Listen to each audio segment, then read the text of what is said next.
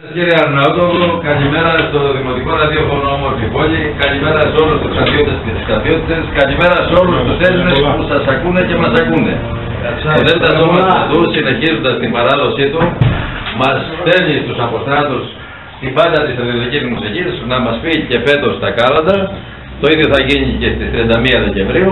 Ευχαριστούμε πάρα πολύ τον στρατηγό διοικητή για αυτή του την συνέχιση της παράδοσης και στον επικεφαλής της στρατιωτικής μουσικής, τον κύριο Μαυρομάτη. Εάν εσείς θέλετε να πω κάτι άλλο, ημέρες χαράς, ημέρες αγάπης, ευχόμαστε από καρδιάς. Χρόνια πολλά σε όλους τους Έλληνες. Σε αυτή τη δύσκολη συγκυρία, ψηλά το κεφάλι Έλληνες λέμε.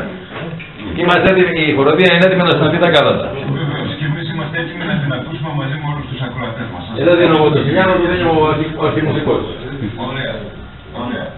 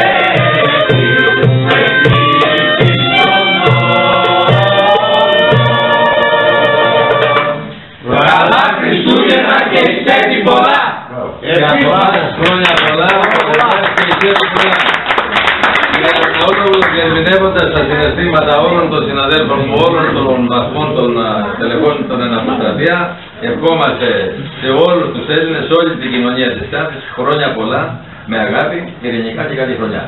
Κύριε Γεωργιάδη, να σας ευχαριστήσουμε. Ξεκινήσαμε έτσι την εκπομπή μας σήμερα στο Δημοτικό Ραδιόφωνο. Ελπίζουμε να έχουμε την ίδια χαρά και την πρωτοχρονιά, την παραμονή της πρωτοχρονιάς και να πούμε τα κάλαντα και τότε. Ωραία. Χρόνια πολλά σε όλους. Εμείς θα βγούμε και σε άλλο μέσο αργότερα. Θα έρθουν οι άλλες χοροδίες του Συλλόγου Ποντίων και του Τετάρτης Ταξίτ. Οπότε μέχρι σε όλα τα μέσα είμαστε ακριβώς δικαίοι. Ευχαριστούμε πάρα πολύ για τη συνδρομή σας και την προβολή του στο δραστηριοτήτων μας. Τη χοροδία του Τετάρτου Σώματος Στρατού. Σας ευχαριστούμε όλους. Χρόνια πολλά.